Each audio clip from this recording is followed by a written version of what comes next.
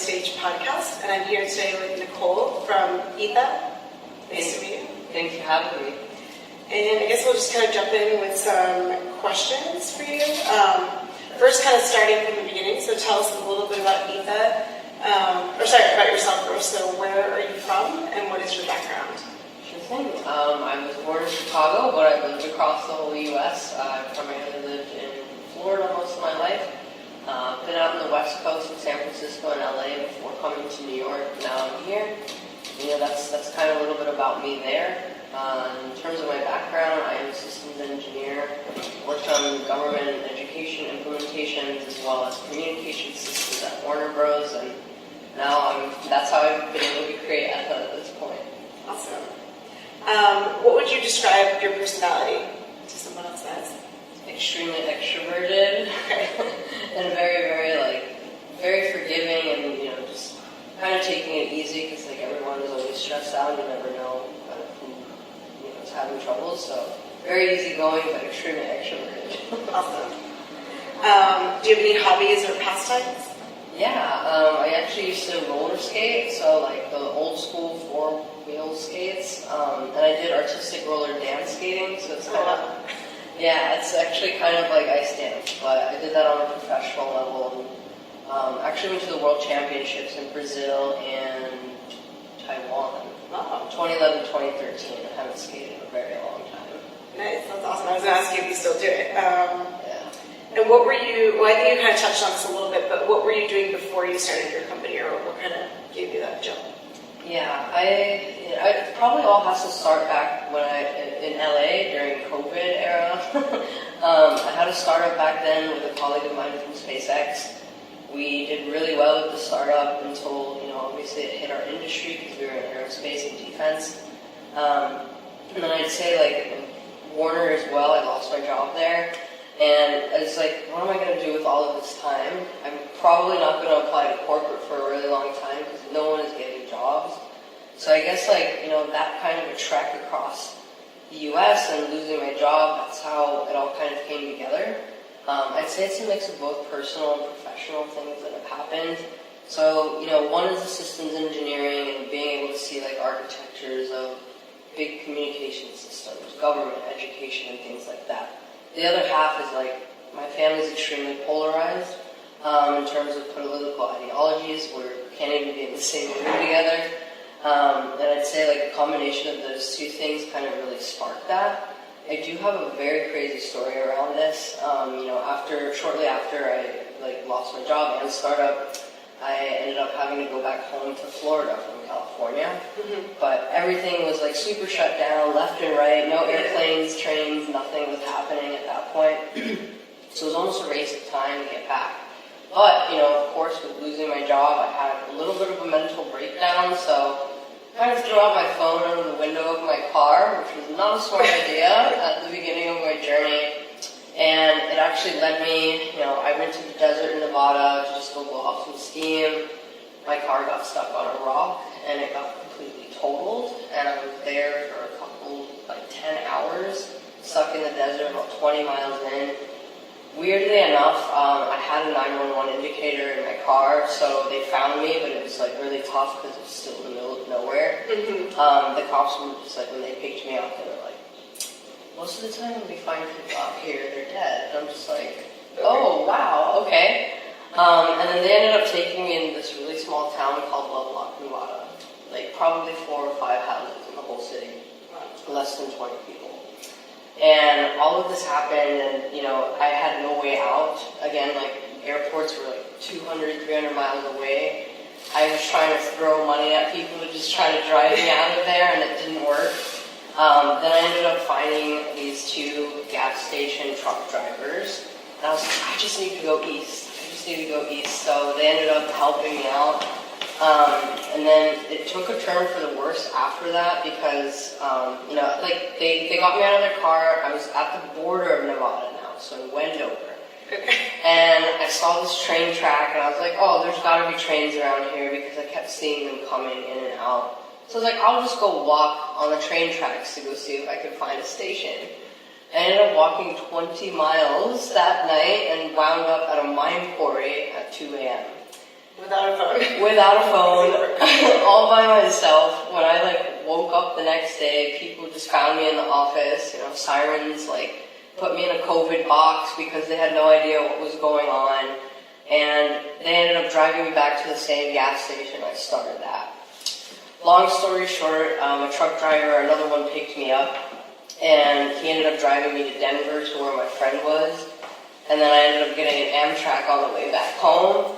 This whole journey kind of took like 4 weeks to get through, and I was completely off the grid. So during this time, I got to see a lot of perceptions, and I ran through a lot of states. And everyone was talking about COVID, and I was like, wow, no one has the same exact thing to say, no matter who you are, what background you came from. And I realized like, just how big of an issue like misinformation was. And then I was like, well, it has a lot to do with politics, just because of the way that news works. And then it just all kind of happened. So I took all of my time during COVID and just really just capitalized on all of these different opportunities for this startup and started putting all the pieces together. That's awesome. So it was like a process. At that point, did you know you did want to do something on your own? I definitely wanted to, just because of like my old startup, and I was like, you know, it's probably not going to come to fruition for a really long time. So I was like, I always wanted to play around with my own idea. And I just started working on things, started researching, and then I moved to New York, and I never looked back. Awesome. And how did you come up with the name for your company? So Etha, I'd say part of it is like half ethics, right? So good ethics behind our technology, but then the other half is from ethanol. So you know, water and alcohol don't mix very well. That's the same effect I'd like to see our company have on the media, where we just kind of run through everything and kind of compile it to the point where it's like alcohol, it's a distilled truth, you know, and that's kind of the basis. Yeah, that's kind of cool. Yeah. I wouldn't have thought of that. I like it how that's like multiple meanings. Yeah. So once you got back to New York, who did you start the company with? And who's on the team now? Are some of those original people still around? Sure. I knew my advisor for quite some time at this point, but he was in San Francisco when I was, and then he moved to New York and I did as well, so I kind of pitched him the idea. He is he's one of our investors now, but he recently came out of a $100 million exit for his company, Nolarity. It's one of the largest like cloud telephony companies in India, and ever since then, you know, it was November 2020 when I got out here and we started working on the concept and idea, and he kind of was just saying like, go get these people and I would execute.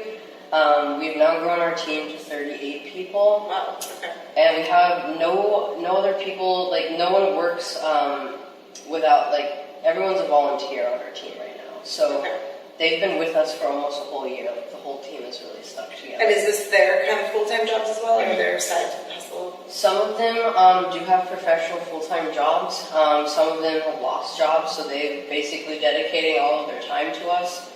And in addition to the team, like they're all international. 87% of our team is diverse, and there's some people are from Nigeria, some are from India, and just the rest of the kind of the world is kind of on this with us.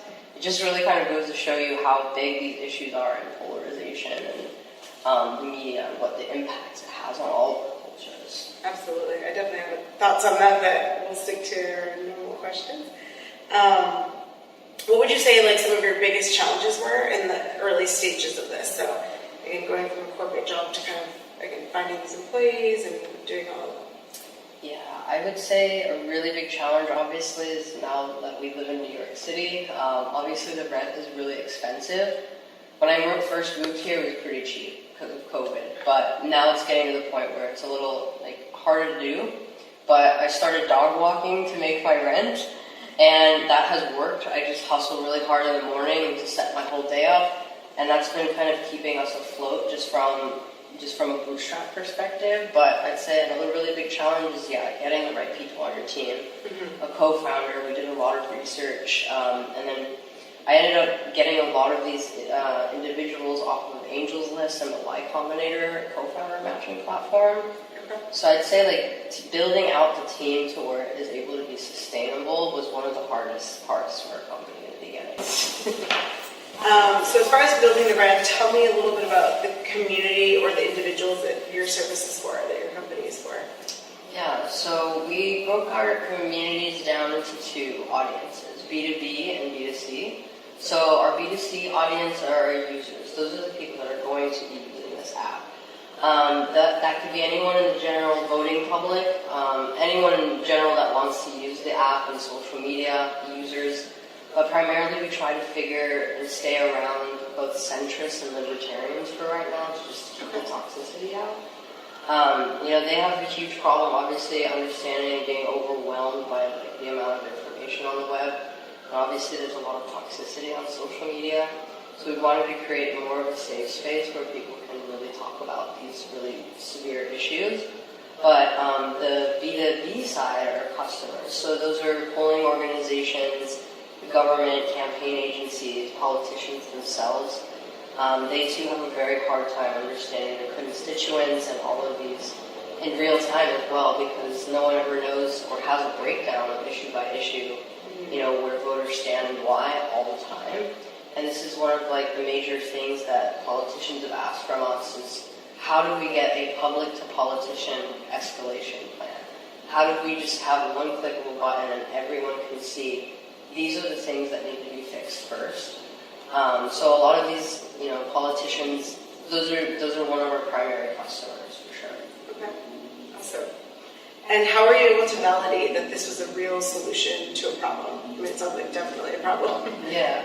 So we've grown a lot of our user base, and a lot of it has to do, I'd say 99% has to do with just our user feedback. We reach out to everyone that, has a political ideology that they're willing to talk about and express from both sides, both Republican and liberal, but also independent. We reach out to politicians as well to gather their feedback and thoughts about some of their issues that they're facing. And over time, these users have been able to give us feedback to help us validate the idea. Okay, awesome. Have you formed any notable relationships during your validation phase? Yes, so currently we have the attention of Mitt Romney, Stacey Abrams, and Brian Kemp. We're going to be starting with Stacey Abrams and Brian Kemp. They're out of Georgia, and we're going to have them on a call very soon. It's a panel discussion with themselves and their communities, and that's actually how we're going to show mismatches between the politicians' agenda, but also their community members in real time on the call, and start whiteboarding a solution for them. And when we pique their interest, we've been able to, really talk to them about all of those issues and challenges so far. So that's kind of our main focus, is just reaching out to more politicians to get their attention, because this is something they truly need. That's awesome. That's really exciting. What would you say the mission is, or the long-term goal? Ooh, that's a tough one.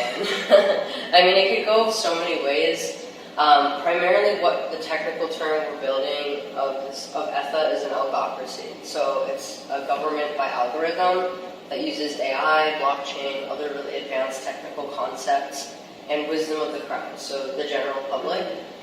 And I'd say what that would do ultimately is help people actually vote on this platform during real elections, and then because it'd be secured by blockchain and all these other elements. But another thing that we could use this for is also expanding into other industries and not just being a government platform.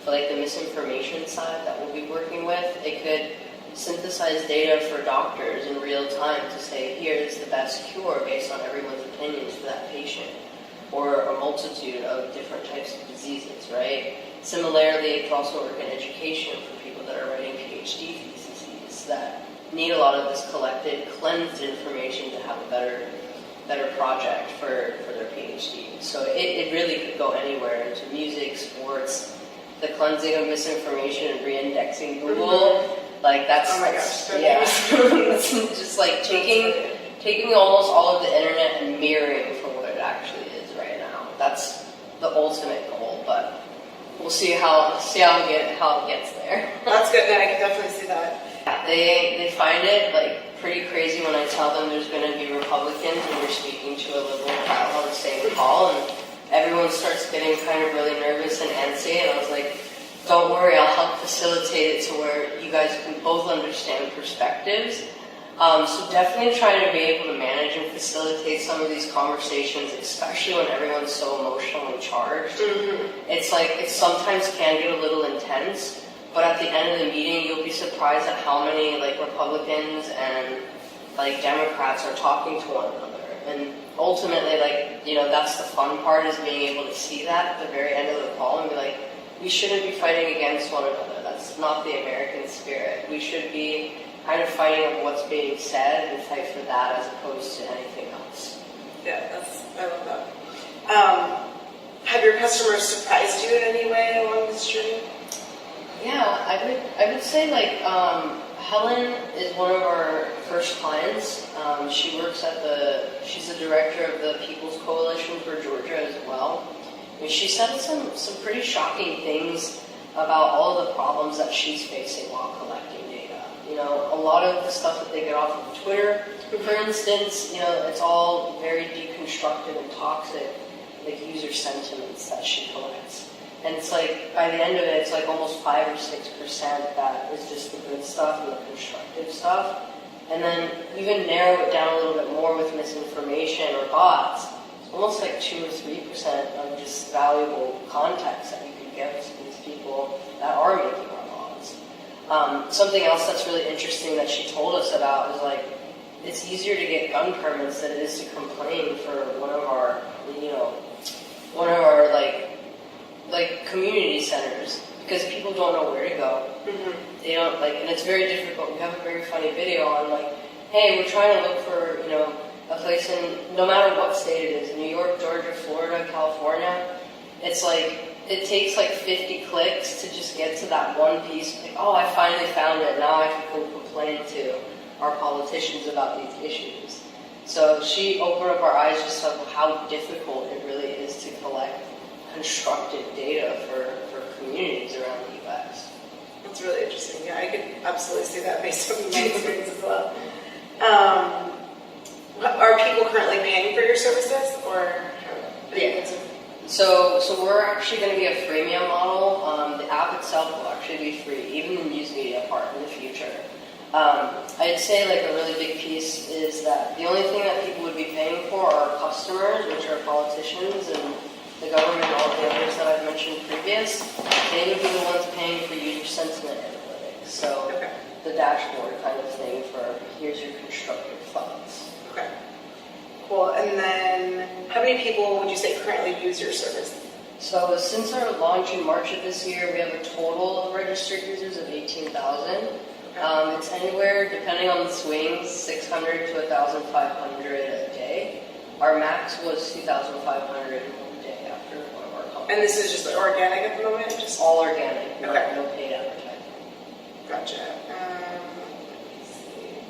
As far as growth, so what would the next kind of update for your service be?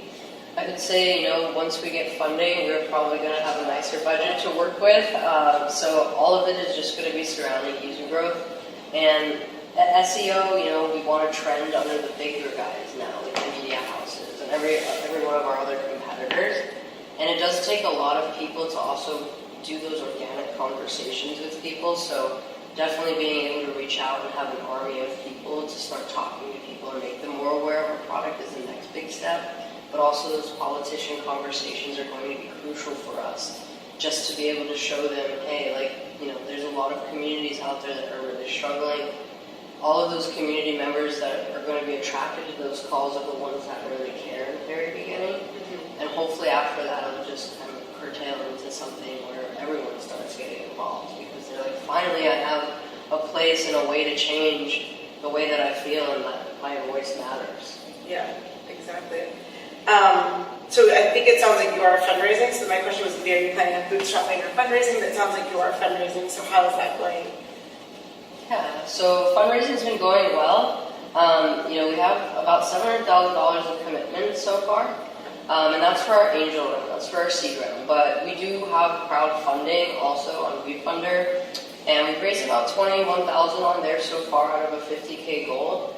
We just want to really get there as quick as possible to help pay out our team so that we can focus on the larger round. In addition to that, we've had almost about $50,000 in safe documents signed as well from our main investor in our company. Okay, awesome. It sounds like a lot of underlying technologies kind of in place. It's more the human capital element of it. Yeah, it's just more paying out our team. I'd say 40% for our team, 35% for marketing, and then the rest for the product and technology infrastructure. Okay, and when you think about marketing, how are you thinking? Like, what kind of marketing would you say? I would say non-traditional things. I don't really believe in social media advertising just because of the experiences that you have to basically pay the same amount as McDonald's or these big brands as a startup, and that's just a waste of money. And social media doesn't really convert that many users, believe it or not. You have to be at least very strategic or an actual subject matter expert at that, and that's probably more than like half of our capital already.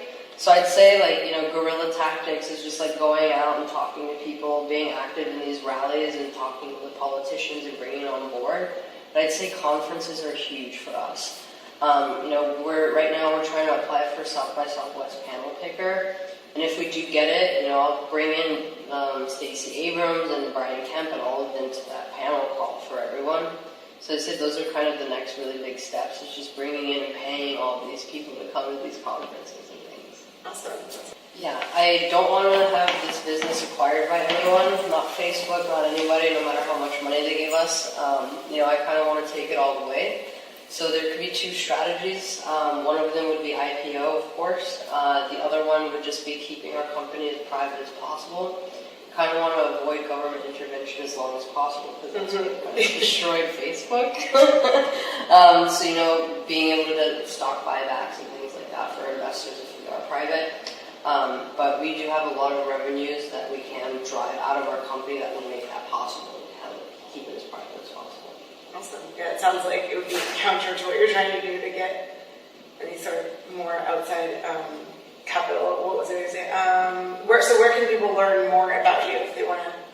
Sure. They could go to our website. We're on our website, and that can lead you into the app. So it's Etha.one, ETHA.one. I don't say .com anymore. I did that on purpose, so we're all under one roof here. But we're also in the app stores, both Google and Apple. You could just type in Etha and we should show up on the first or second place. And then, other areas you can find us almost on every social media possible, every website, every recruiting website if people are interested in internships. So yeah. Okay, awesome. Anything else we forgot that you want to mention? Oh no, it's just, it's just like a really fun time having a startup, and I encourage people to really go out there and butt out and really try to do that. Everything with this whole remote work now, it's much more relaxed than before.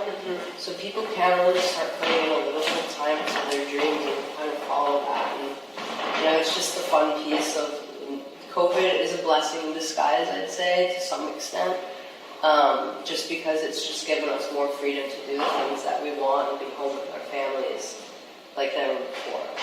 I would say one last comment is I'm always in awe of founders and entrepreneurs because you take this on because of your passion in one area, but then you end up managing a team of almost 40 people, and it's so much work. So is there kind of any lessons learned there in terms of kind of growing pains that you had in the beginning, from maybe something that you weren't as experienced in? Or? I've never managed a team before, and when it's at 40 people, that's like a director level at most enterprises. So definitely being able to learn how to manage our team was the hardest learning curve for me. Because I always expected people to be like, hey, you could do whatever you want here, as long as we get ideas and brainstorm. But a lot of my team actually came back to me over time and were like, we want you to tell us what to do. And I'm like, oh man, that's going to be a lot of time, So being able to find a very good team structure between my time and balancing my time and also teaching it to them and telling them what they need to do took a lot of strategic planning, and also, working cross-culturally. There's sometimes, a lot of conflict, but, most of the time our team works pretty well together now because we've ironed out all of those creases. But yeah, management was definitely the toughest thing I've ever done. No, that's super interesting. I'm sure it's very helpful to people watching, or if they're going to be watching this. Yeah. Awesome. Well, thank you. That was really great. I appreciate you sharing more about your company and wish you tons of luck with everything. Thank you so much, Nicole.